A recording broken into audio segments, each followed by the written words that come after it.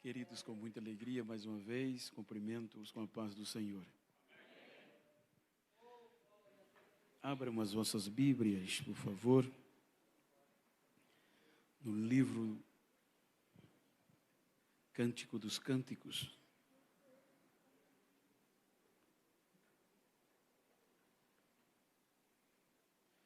Cantares, ou Cântico dos Cânticos de Salomão, capítulo 5, versículo 9.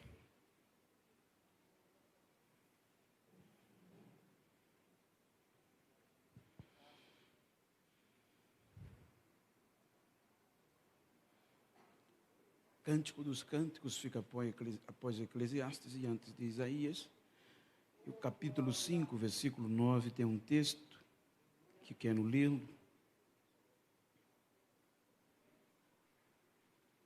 Que diz: que é o teu amado mais do que outro amado? Ó tu, a mais formosa entre as mulheres, que é o teu amado mais do que outro amado, que tanto nos conjuraste, em uma outra versão, que tanto nos faz fazer promessas. Amém? Queiram estar sentados.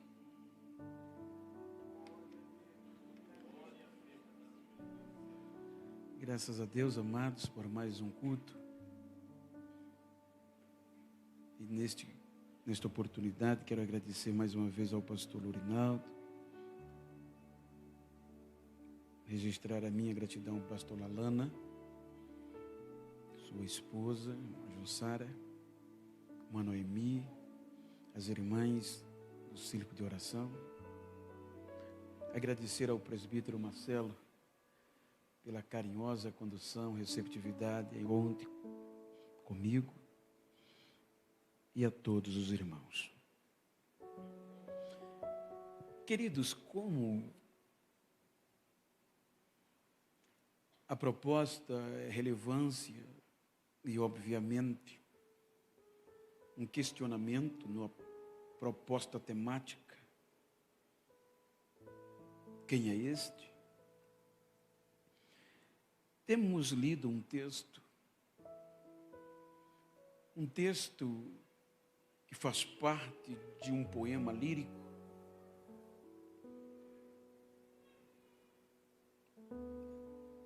poema este, cântico esse principal,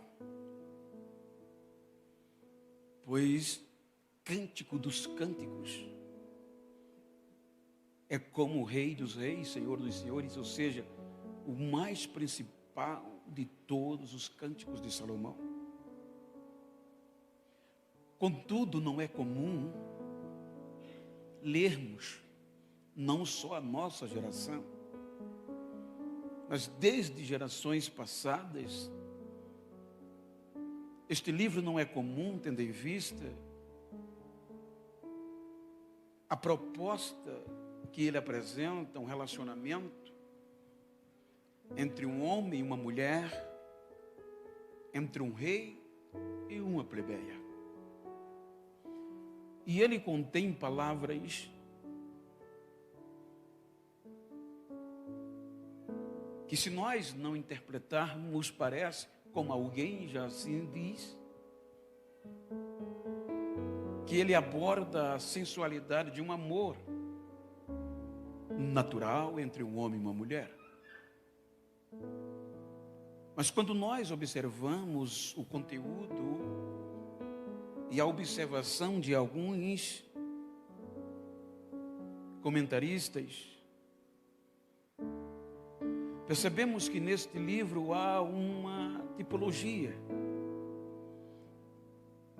que abrange o Velho e o Novo Testamento. Quando no Novo, Salomão se apresenta como uma tipologia do Deus Yahvé, e este substantivo feminino, a Sulamita, é uma tipologia de Israel. e visão futura para o novo. Salomão é uma tipologia de Cristo e a sulamita da igreja, que seria amada sem merecer.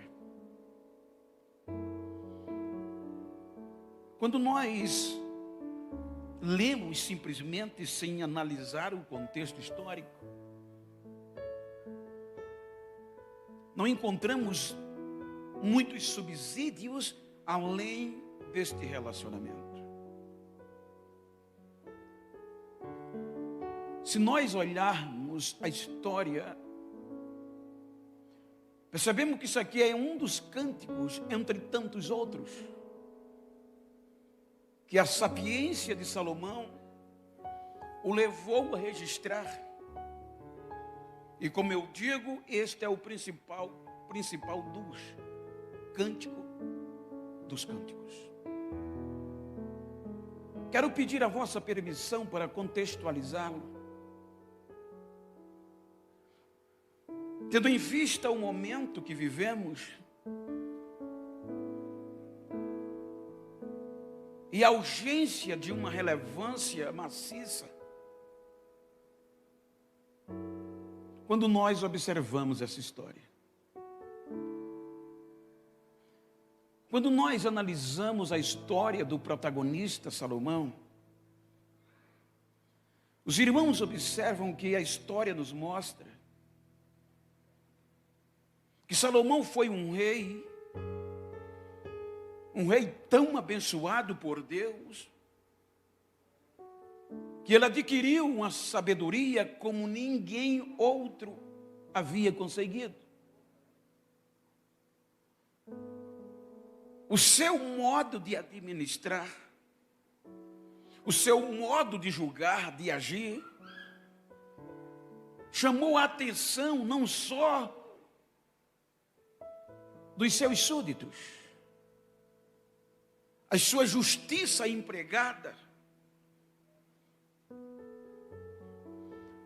a riqueza do seu reinado, a glória do seu reinado, levou a ser conhecido e respeitado internacionalmente, a ponto que a Bíblia diz que muitos reis e rainhas, destacando a de Sabá, que faziam longas, dolorosas e arriscadas viagens, com valiosos presentes, para ouvir a sua sabedoria e ver a sua riqueza. E quando eles viam a glória daquele rei e do seu reinado, como diz a rainha de Sabá, o que me contaram, o que eu ouvi, não é nem a metade do que eu estou vendo. Então, a glória de Salomão, como um todo, excedia o entendimento humano. Salomão galgou uma potencialidade bélica que respeitado era em todo o território, a ponto de que houve paz.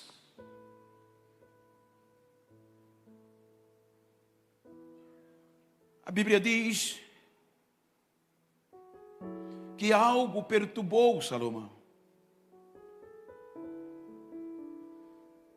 É que havia um exército paralelo,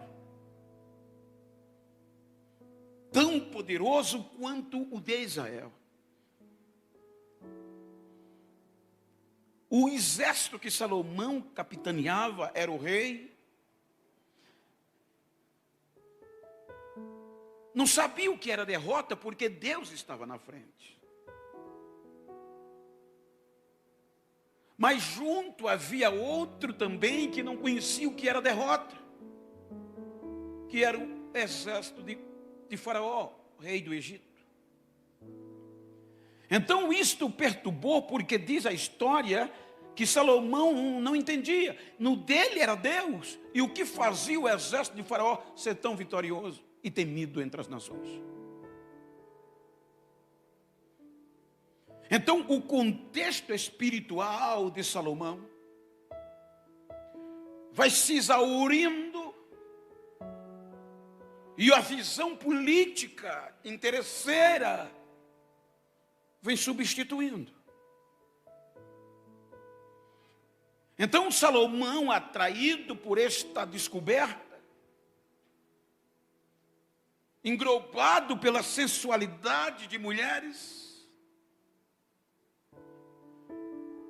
a Bíblia diz que ele contrai matrimônio, relacionamento, contrariando os próprios preceitos de Deus, e ele casa-se. Mais uma esposa, e agora especial, a filha de Faraó, uma das maiores potências daquele tempo. Então, o casando, Salomão agora em um contexto espiritual desce, mas no contexto político, diplomático, ele eleva-se, porque agora havia relacionamento por conta do contexto familiar entre Egito e Jerusalém, entre Egito e Israel. Então isso abre as portas para que Salomão tenha liberdade de entrar no Egito e o Egito entrar em Israel. Então havia trocas de informações, porque ele agora não era só um rei, mas era genro do rei do Egito. Então, o que a história nas entrelinhas nos mostra, com base no livro dos Reis, é que agora Salomão tem acesso às informações bélicas. E ele debruça em descobrir a potência daquele exército. E é quando ele percebe que esta potência estava vinculada aos animais. As éguas que arrastavam carros de guerra. Então, se nós olharmos o livro dos Reis, a Bíblia diz que isto atraiu tanto Salomão que ele consegue colocar paixão sobre os animais. Ele era apaixonado pelos animais oriundos do Egito. E pagavam exorbitante valor por um animal. Então a história mostra que esses animais não eram aleatoriamente destacados. Tinha uma história. E a história era na cidade de Coa, está nos livros dos Reis, país da Cilícia. Um país especializado, uma região especializada na criação de animais. Então, uma vez por ano, os criadores da Cilícia, da região de Coa, supria a necessidade dos reis do Oriente, enviando lotes e mais lotes de animais.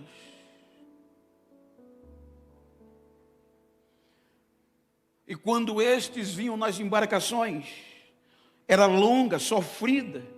Quando eles desembarcavam ou aportavam no Egito, havia representante de vários reis, inclusive de Salomão. Mas como o porto era do Egito, a prioridade era de Faraó. Então o adestrador de Faraó, o representante de Faraó, diz a história, chegava e pegava os primeiros lotes. E aqueles animais, pelo desgaste da viagem, chegavam desnutridos, feridos. Chegavam sem nenhuma perspectiva de sobrevivência. Só que o adestrador de Faraó era tão expert que quando ele pegava aqueles animais, ele não levava-os para a guerra. Mas eles pegavam aqueles animais e levava para um período de tratamento, para que as feridas fossem saradas, para que os alimentos nutritivos recompusessem a energia e a força daqueles animais. Então, depois que eles faziam esse primeira fase, nutrir e sarar, quando os animais estavam recuperados, as feridas saradas, estavam nutridos, eles pegavam lotes inteiros, diz a história, de 30 a 20 animais e enviava para o campo de treinamento. Então, neste campo de treinamento, estes animais iam como se fosse guerra verdadeira, dia após dia, por períodos, para eles se preparar para o embate.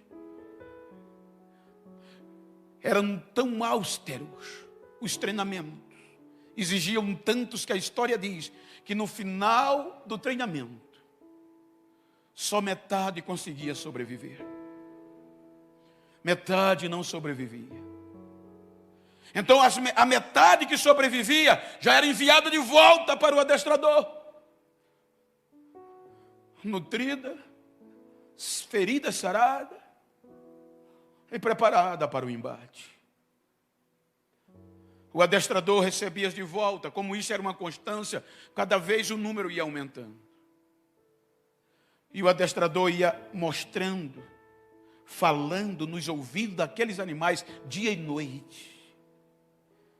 A ordem é avançar e não recuar. Eu tive conversando com um adestrador de animais, quando esta mensagem veio ao meu coração, e ele me disse: Genival, é verdade, o animal consegue catequizar. Eu tenho um animal em casa, um cão, um pastor alemão, que só precisa eu olhar para ele ou minha esposa, ele já sabe o que a gente quer. Quando a gente olha, se eu funcionar o carro, onde ele estiver, ele já corre para o canil. Porque ele foi preparado, quando eu funcionar o carro, ele não tem que ir para o portão para não sair na rua. Então ele já é catequizado em correr, sem ninguém mandar, ele já vai para o canil, só o barulho do carro. Então o adestrador consegue colocar no cérebro desses animais que eles tinham que avançar. E acontecesse o que acontecesse, eles não podiam recuar. Quando eles estavam prontos,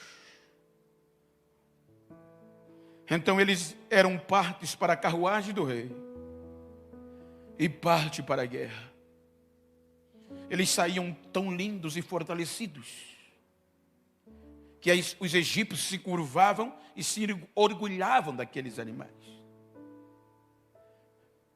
Era símbolo de força, eram símbolos de coragem e de beleza. Então, quando eles saíam para a guerra, eles não recuavam. Então Salomão descobre aonde estava o segredo que fazia aquele exército ser tão competitivo e vitorioso. Então isso se tornou, não só no Egito, mas em toda a região adjacente, que era o maior elogio que uma mulher ou uma moça poderia receber, pelas características que aqueles animais carregavam. Se você lê Êxodo, você vê que quando Israel saiu do Egito, que Faraó persegue o povo, e Deus vem e intervém entre o povo e o exército, veja que a Bíblia diz que os animais não paravam. Mesmo uma coluna de fogo durante o dia e a coluna de nuvem durante a noite. A coluna de fogo durante a noite e a coluna de nuvem durante o dia. Eles não desistiam. Deus disse ao anjo: quebre a roda dos carros. O anjo quebra a roda dos carros, mas elas não paravam, porque foram preparadas para não desistir. Só pararam dentro do Mar Vermelho, porque Deus fechou-as. Então diz a história que o maior rei de Israel, um dia, está nas entrelinhas e na história, ele encontra uma moça em um campo de uva, plantação de uvas, entre as parreiras, em uma região de pobres. Em nenhuma das suas viagens ele encontra aquela moça. O maior rei, o mais glorioso, o mais sábio, o homem que a mulher que ele quisesse se apaixonar, se ele quisesse só era dar a ordem, e os seus súditos iam e trazia para o seu harém, e era privilégio. Agora ele está de frente com uma plebeia, ruralista, a pele queimada pelo sol, e quando ele olha para ela, uma mulher sem relevância, o amor vem. Então é quando o capítulo 1 diz que quando ele olha aos olhos daquela morena, ele expressa o maior elogio que uma moça na época poderia receber. Não era simplesmente dizer está bela, mas ele diz igual às éguas dos carros de Faraó eu te comparo. Que era o maior elogio que uma moça poderia receber. Então a partir dali o amor é recíproco. O glorioso rei de Israel se apaixonou por uma mulher irrelevante, pobre, plebeia, da pele escura. E o seu desejo era trazer ela de volta com ele para reinar em Jerusalém. Mas ele não podia fazê-lo. Ele não poderia enviar os seus súditos para levar, porque o mesmo protocolo real que lhe dizia que ele tinha direito de se apaixonar por uma moça da sua nação, dizia também uma cláusula proibitiva, que ele não poderia se apaixonar por uma mulher pobre. Ele não poderia se apaixonar por uma mulher morena. Mas ele agora se apaixona por uma irrelevante. O amor é tão grande. Veja que nasce aqui um relacionamento recíproco de amor. O rei, o maior, por uma plebeia irrelevante. A notícia se espalha, porque Salomão a promete: eu vou para Jerusalém, me aguarde, eu vou quebrar o protocolo, e vou mandar lhe buscar para reinar ao meu lado.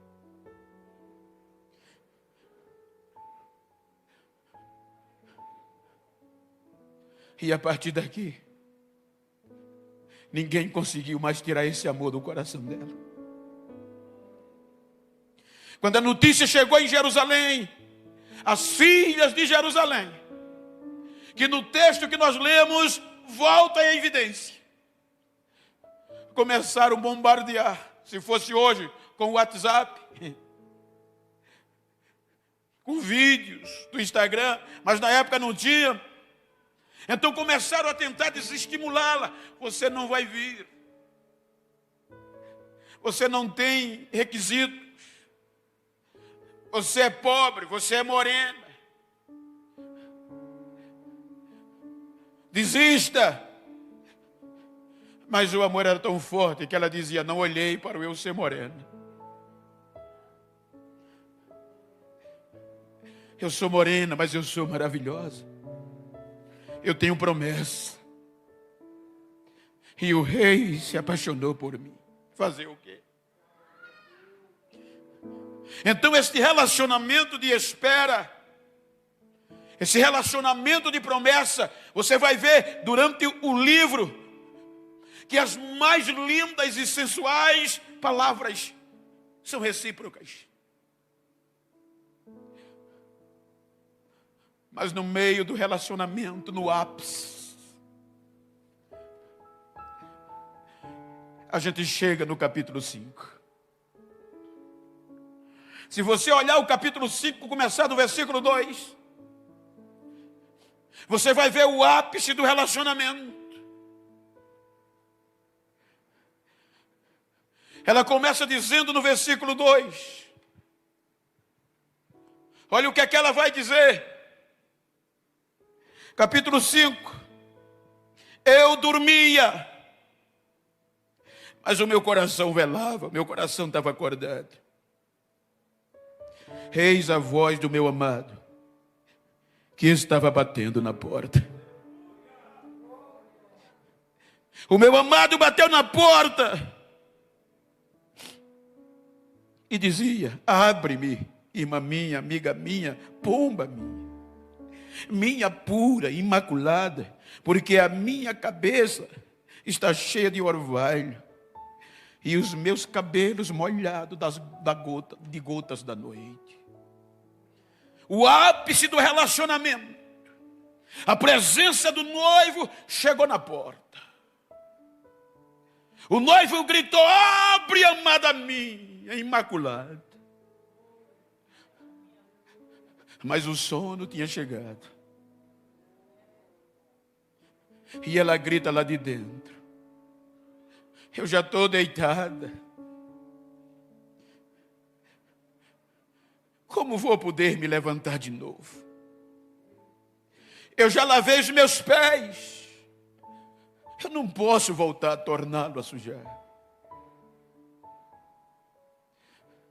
O sono chegou.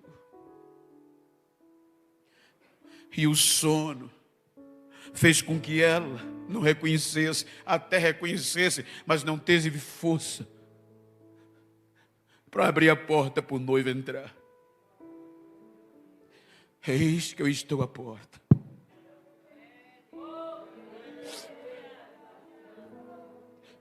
O sono adormeceu. Ela diz: enquanto eu dormia, mas o meu coração velava, esperava. Eu estava dormindo, mas o meu coração estava acordado. E eu podia sentir, eu tremia de amor quando ele pegava na maçaneta e eu via a maçaneta da porta se mexer. Mas eu não tive força para me levantar. Aí ela diz: quando eu resolvi me levantar, que eu abri a porta, ele não estava mais. A sua presença foi embora. Eu gritei, mas não ouvi resposta. Eu chamei, mas ele não veio, por conta do sono.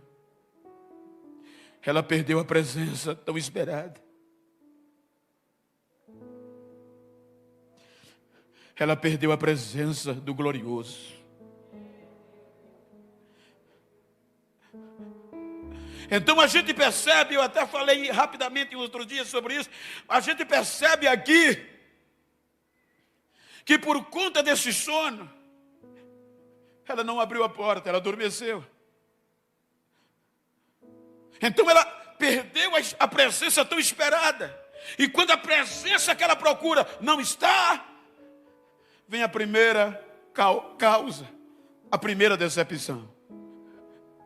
Sem a presença do glorioso, do noivo, primeira coisa, não tem oração respondida. Ela disse: eu gritei, mas não houve resposta. Eu clamei, porque a presença tinha ido embora. E quantas igrejas já não tem mais respostas? Quanto de nós já não busca mais como antes? Eis que eu estou à porta e bato. Quantas igrejas já não tem mais esse culto glorioso, já não tem mais lágrimas? Quantas igrejas que agora estão dependentes de jogo de luz, de fumaça, para atrair, para movimentar, mas já não tem mais lágrimas nos olhos, já não tem mais fogo por dentro, porque adormeceu.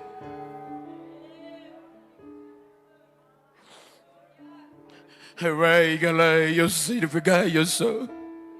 Mas eu estou pregando no início de noite para um povo que a presença ainda dá para sentir, não dá? Eu estou pregando em uma congregação, em uma igreja que ainda dá para ver lágrimas em olhos, não estou.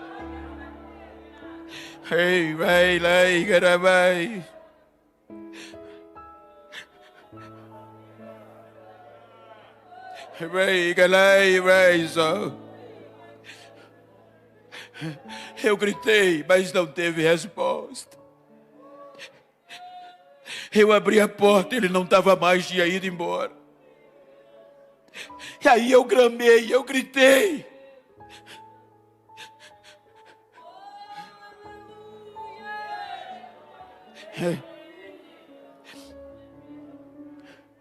A essência, ela poderia desistir. Mas agora ela sabia que não era mais irrelevante. Agora ela se tornou relevante e conhecida até em Jerusalém.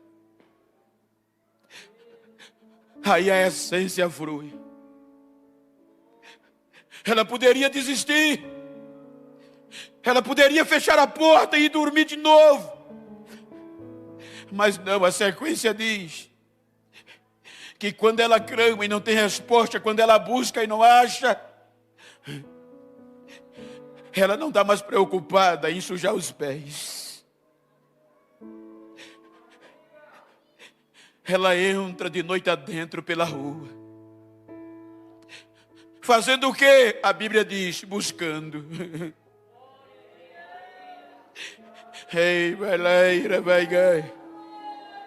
Ela poderia desistir. A Bíblia, na sequência do capítulo 2, você vai encontrar, eu não vou ler para não ultrapassar o limite, mas você vai ver que quando ela diz que quando não encontra, não respondida é o seu clamor, ela entra de rua dentro. Qual era o objetivo? Encontrar o seu noivo, o rei, o glorioso. Só que agora a presença ela tinha perdido por conta do sono. Então o que é que ela faz? Ela entra pela noite adentro e vai procurar dos guardas. E a pergunta é: vocês viram o meu noivo por aqui? Mas o sono faz o quê? A Bíblia diz que ela foi espancada. Os guardas me espancaram e tiraram as minhas vestes. Era noiva, era relevante, mas não tinha presença agora. É por isso que é um perigo de você ver muitas igrejas bonitas.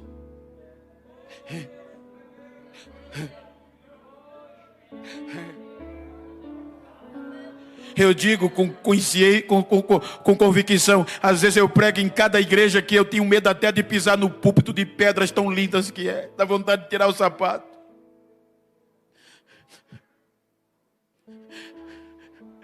Mas a beleza, a importância sem a presença, filho.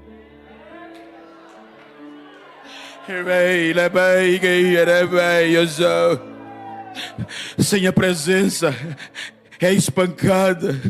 Sem a presença passa vergonha, porque as vestes são tiradas. Esse é um dos perigos da nossa geração, das nossas igrejas, entre aspas. E estamos preocupados com tantas belezas externas, com tanto contexto político e conhecimento de sapiência. A gente está tão preocupado em saber mais do que o outro, em pregar mais do que o outro, em cantar mais do que o outro, e estamos dormindo e a presença está indo embora. E sem a presença,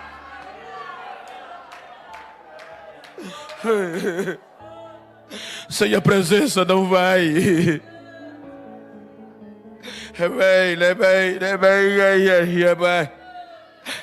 A igreja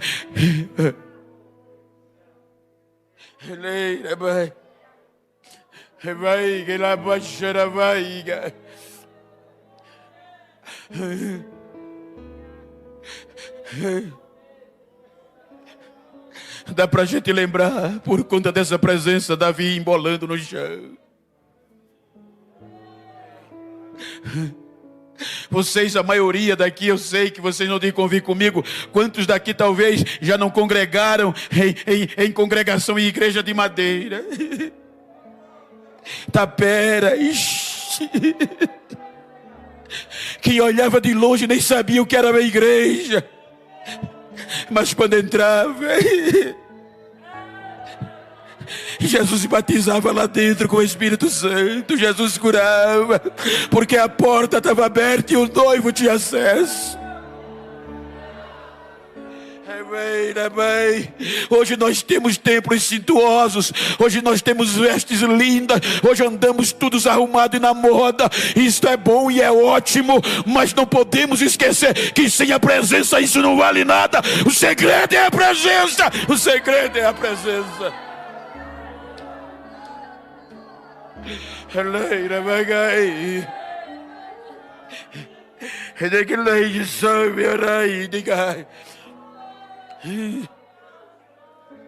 É a presença que faz a diferença.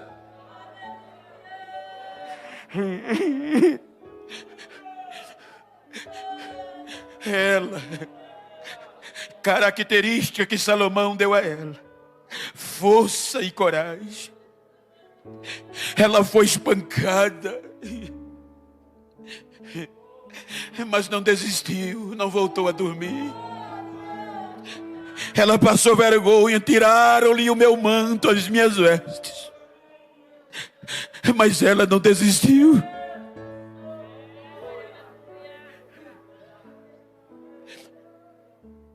A Bíblia diz que ela continuou de manhã, meio-dia e à noite, buscando.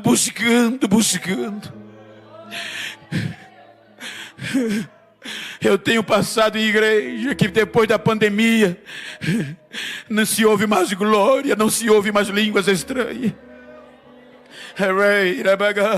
Mas é tempo de embolarmos pelo chão.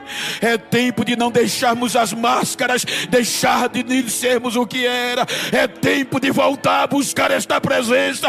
É tempo de voltarmos a ver Jesus batizando nos nossos cultos e ouvirmos línguas estranhas de novo.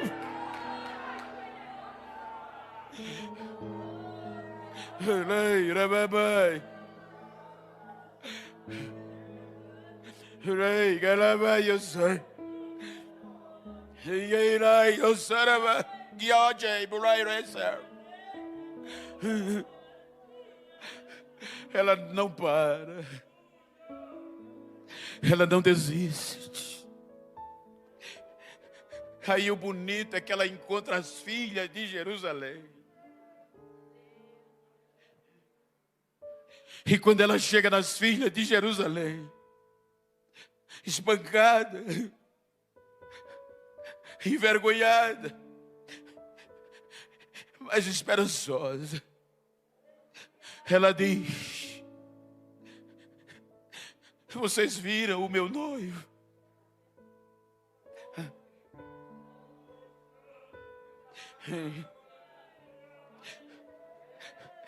Me ajude a encontrá-lo. Me prometam que vão procurá-lo comigo, e quando vocês encontrar, me dê notícia. Não é hora de procurar culpados. Não é hora de apontar o dedo. As filhas de Jerusalém eram concorrentes. As filhas de Jerusalém a desestimularam, quiseram fazê-la. Mas agora ela sabia que não era hora de botar empecilho, era hora de buscar. E ela agora não procura culpados. Ela diz às filhas de Jerusalém: vamos procurar comigo. Se vocês encontrarem, me avisem. Ou seja, diga para quem está ao seu lado, diga: é hora de buscarmos juntos. Não é hora de dizer fulano está frio, fulana está fria. É hora da presença buscarmos juntos. É hora de adorarmos juntos. É hora de estarmos juntos mais que nunca, buscando esta presença.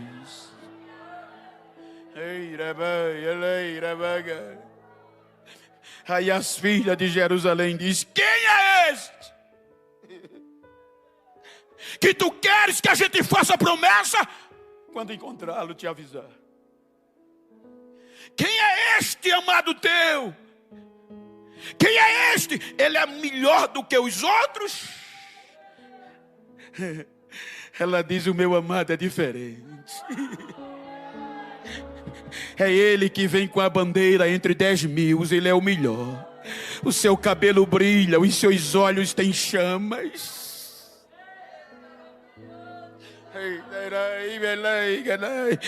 Não há outro como ele, não há outro como ele, não há outro como ele, não há outro como ele, não há outro como ele.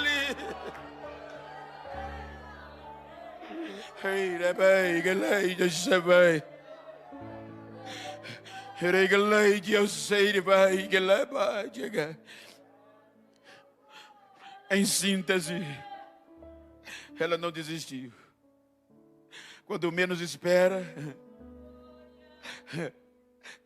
pela coragem, pela força, a mensagem vem. E quem envia a mensagem? O glorioso, o rei mais glorioso da época. Amada minha, imaculada minha, o inverno já passou.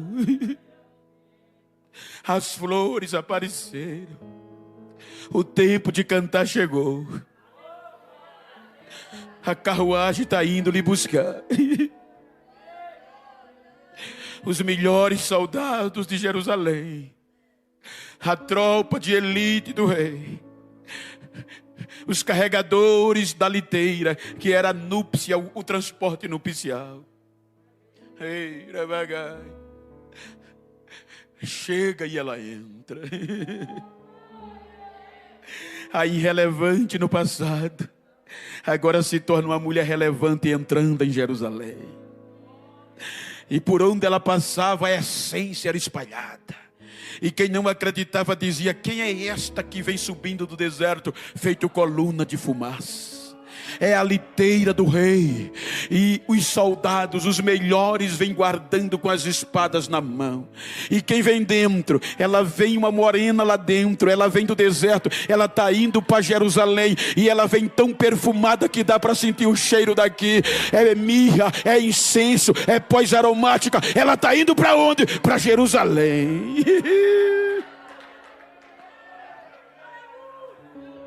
Ei, Rabai, ei, Rabai, ei, Rabai, ei, Rabai. Jesus olhou para nós quando nós não éramos nada.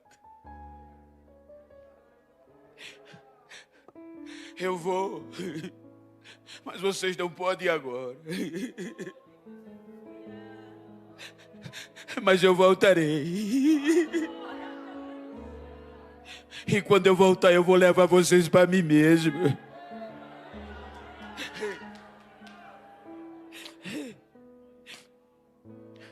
Essa foi a promessa que fez a igreja primitiva não abrir mão. Você pode olhar que o maior objetivo da igreja primitiva, independente do que ela passava, era este amor. Ele vem. Nós não podemos perder a presença. Ele vem. Em Laodiceia, eis que eu estou à porta e bato. Quem abrir? O que movia a fé nos nossos pais era esta promessa: Ele vem. Ele vem. Ninguém conseguia tirar essa esperança do coração deles.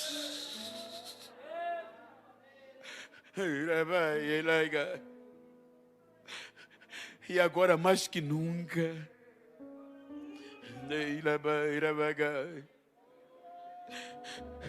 os acontecimentos estão dizendo que esta é a geração que talvez daqui para o culto posterior a trombeta toque.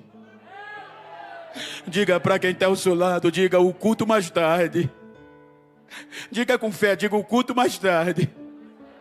Já pode ser lá. E não vai ter distanciamento. Não vai ter quantidade. Vamos estar juntos, vamos poder nos abraçar, vamos poder ver a glória do Rei da Glória, vamos poder gritar: é Ele, é Ele, é Ele, Ele é o melhor, Ele é maior, ninguém é como Ele. Ei, Rabai, Rabai, Rabai. Quem tem essa esperança,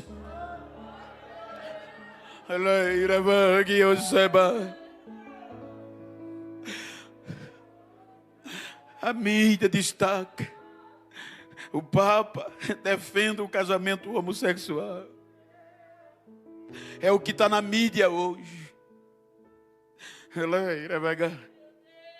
Porque tem fama, tem prestígio, tem poder diplomático, presidencial. Mas a presença é diferente. Eu sei, pega lá. A trombeta vai tocar. A notícia foi direto. A carruagem está vindo aí. E agora as filhas de Jerusalém. Agora quem não acreditava. Agora os espancadores. Os que levaram a vergonha. Tiveram que ver a carruagem ali ter entrando em Jerusalém.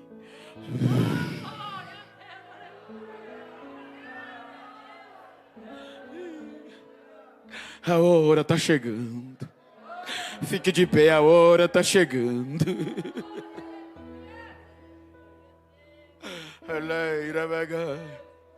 Eu sei que eu não posso, mas só um minutinho. Olha para quem está ao teu lado e diga: a hora está chegando. A ordem é avançar. Diga para ele: a ordem é avançar. Recuar jamais. Recuar jamais. Recuar jamais.